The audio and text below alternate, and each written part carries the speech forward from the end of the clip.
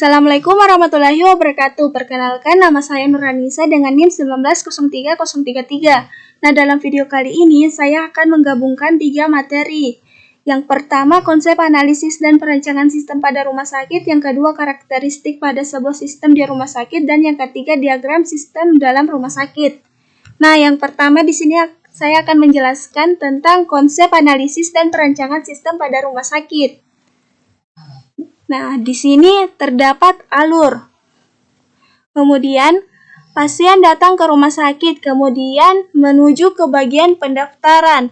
Lalu, petugas di bagian pendaftaran menanyakan apakah pasien tersebut merupakan pasien baru atau pasien lama. Jika pasien adalah pasien baru, maka harus mengisi formulir pasien baru. Jika pasien adalah pasien lama, maka petugas meminta kartu pengenal atau KIP. Kemudian di sini terdapat 3 tujuan. Yang pertama itu ada rawat jalan, rawat darurat, dan yang ketiga rawat inap. Jika pasien adalah pasien rawat jalan, lalu pasien pergi ke TPP rawat jalan. Nah, di sini terdapat 2, yaitu pasien datang dengan kemauan sendiri atau mandiri. Yang kedua, pasien datang karena rujukan dari puskesmas atau rumah sakit lain. Jika pasien merupakan pasien rujukan, maka akan pergi ke TPP rawat jalan. Setelah itu pergi ke poliklinik. Di poliklinik, pasien akan menerima pelayanan. Apabila pasien memerlukan pemeriksaan penunjang, maka pasien diberi surat pengantar ke bagian laboratorium atau radiologi. Setelah menerima pelayanan di poliklinik, pasien akan diberi resep obat oleh dokter. Kemudian pasien pergi ke apotik untuk mendapatkan obat, lalu pasien pulang. Jika pasien adalah pasien rawat darurat, maka akan pergi ke TPP rawat darurat. Setelah itu, jika pasien adalah pasien mandiri, maka pergi ke asuransi, lalu pergi ke TPP rawat darurat. Nah, di sini terdapat 3 prioritas. Prioritas 1 yaitu merah, gawat darurat berat. Prioritas 2 yaitu kuning, merupakan gawat darurat ringan. Dan yang prioritas ketiga itu warna hijau, bukan gawat darurat. Jika pasien adalah pasien warna kuning atau prioritas kedua, maka pasien pergi ke rawat inap. Setelah itu, pasien pergi ke laboratorium jika pasien memerlukan pemeriksaan penunjang. Nah, di situ dokter akan memberikan resep obat, kemudian pasien pergi ke apotik, lalu pasien pulang. Nah, yang ketiga TPP rawat inap. Jika pasien adalah pasien rawat inap, maka pasien pergi ke TPP rawat inap. Setelah itu, pasien mengambil yang rujukan.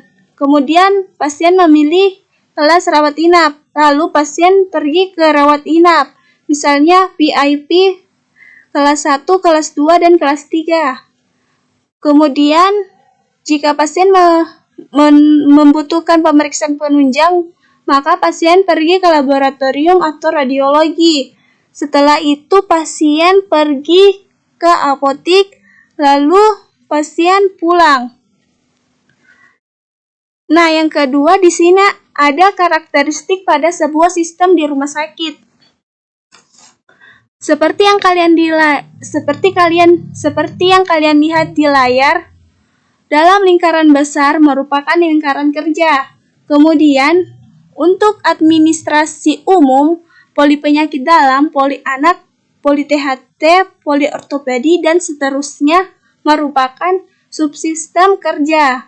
Dan garis yang dalam lingkaran atau panah dalam lingkaran itu disebut dengan interface yang bisa menghubungkan satu subsistem kerja dengan subsistem yang lainnya.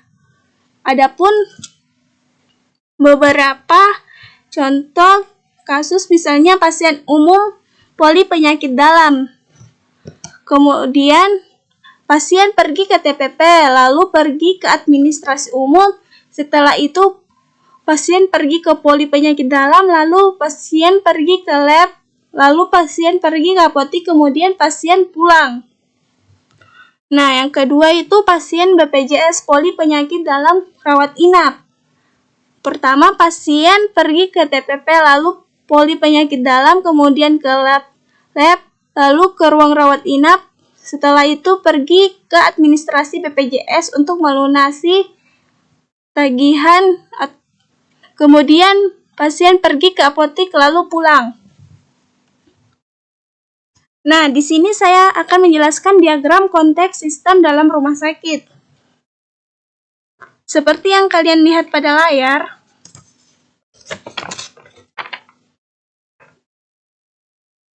beberapa unit di rumah sakit memiliki panel input dan outputnya tersendiri, yaitu yang pertama unit TPP, unit rawat jalan, unit rawat inap, unit gawat darurat, unit poliklinik, laboratorium, radiologi, administrasi, dan apotik.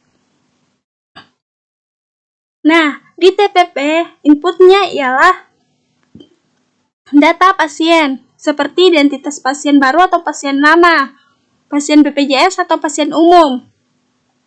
Kemudian outputnya yaitu hasil laporan kunjungan pasien dan lain-lain.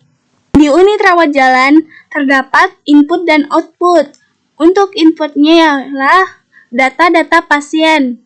Kemudian untuk outputnya ialah anamnesa, diagnosa, tindakan, resep obat pasien. Setelah itu kita pergi ke unit rawat inap. Nah, untuk rawat inap, inputnya adalah anamnesa, diagnosa, tindakan, resep obat pasien. Lalu outputnya ialah data-data pasien. Nah, di unit gawat darurat, inputnya ialah data-data pasien. Kemudian outputnya ialah anamnesa, diagnosa, tindakan, resep obat, dan surat rujukan. Nah, di poliklinik, inputnya ialah anamnesa, diagnosa, tindakan, resep, dan outputnya ialah data-data pasien. Nah, di laboratorium terdapat input, yaitu hasil dan jenis pemeriksaan di laboratorium. Nah, di radiologi terdapat input juga, yaitu jenis pemeriksaan penyakit. Nah, di administrasi terdapat input dan output. Untuk inputnya ialah tarif pelayanan pasien dan outputnya ialah data pendapatan rumah sakit. Nah, yang terakhir apotik. Untuk inputnya adalah jenis permintaan obat dan jumlah obat yang diberikan kepada pasien. Kemudian outputnya adalah resep obat. Sekian video dari saya, kurang lebihnya mohon dimaafkan. Wassalamualaikum warahmatullahi wabarakatuh.